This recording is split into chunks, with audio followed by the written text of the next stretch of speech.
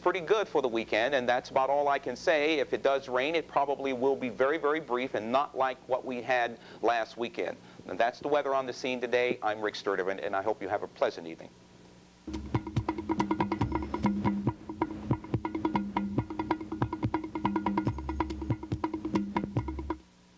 The Virgin Islands government is reportedly putting the back of the VI Water and Power Authority against the wall once again with a more than $500,000 overdue tag for purchase of electricity. According to WAPA spokesman Andrea Martin late today, all government departments and agencies combined owe WAPA for electricity approximately $900,000. Only $200,000 reportedly remains from a major $1.7 million government payment last November. That means $700,000 is still owed the authority. That figure will increase another approximately $500,000 on Monday, March 1st. The Reagan administration plans to cut back the Coast Guard in Puerto Rico and our Virgin Island region has been dropped, according to a White House spokesman. Ray Carey has a report. The only Coast Guard members we could find on St. Thomas this afternoon were surprised about the announcement and said that, in fact, they had heard no word of the change in heart on the Reagan administration as of late this afternoon. The change in heart by the Reagan administration means that rescue operations such as the one when a cargo plane fell into the sea short of St. Thomas's West End recently will benefit from a full complement of equipment and manpower out of Puerto Rico. When the first announcement of the cutbacks hit home, BI officials concerned about the shortage of rescue facilities made contact with the Navy to make sure that rescue facilities, operations, and helicopters, for example, would be available. According to reports, the cutback would have resulted in the closing of the Coast Guard Command in San Juan and the removal of about 130 personnel from Puerto Rico and a cutter from Puerto Rico. That cutter will probably be staying. And on St. Thomas, although the cutter Whitehorn was slated to stay in the U.S. Virgins, it would have had only the one sister ship nearby if the cutbacks had gone through.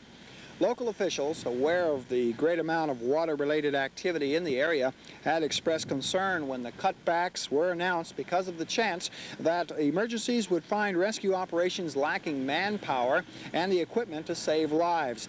The turnaround now by the Reagan administration will apparently help to avoid that situation in the future.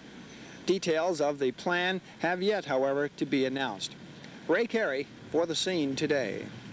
Here's some detail and breakdown on the facilities that will remain now that the Coast Guard budget cuts have been reversed. The San Juan base, the Bornican Air Station, Marine Safety Office in San Juan, the radio station in San Juan, recruiting office in San Juan, as well as the Greater Antilles Section Office, the Cutter Point Ward, the Light Station Cape San Juan, the Marine Safety Detachment in Ponce, and the Cutter Sagebrush. The San Juan Industrial Facility that had been responsible for buoy rehabilitation will be closed. That work to be done in Florida.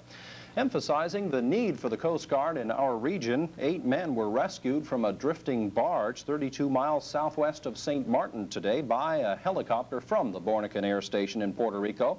The barge was being towed by a 90-foot tug, the Cape Sable, that was en route from St. Thomas. We're going to do an interview.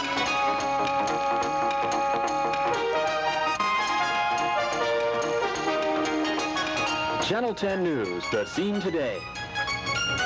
At the anchor desk, Paige Stoll. Good evening. The Virgin Islands experienced some rain today, some high winds and some good-sized waves crashing onto our shores, but apparently we escaped serious damage as a result of the storm that moved through our area today. Ray Carey reports. These young men were lucky as the pilot of a plane spotted their sinking sea craft, which had taken on water off St. Thomas this afternoon.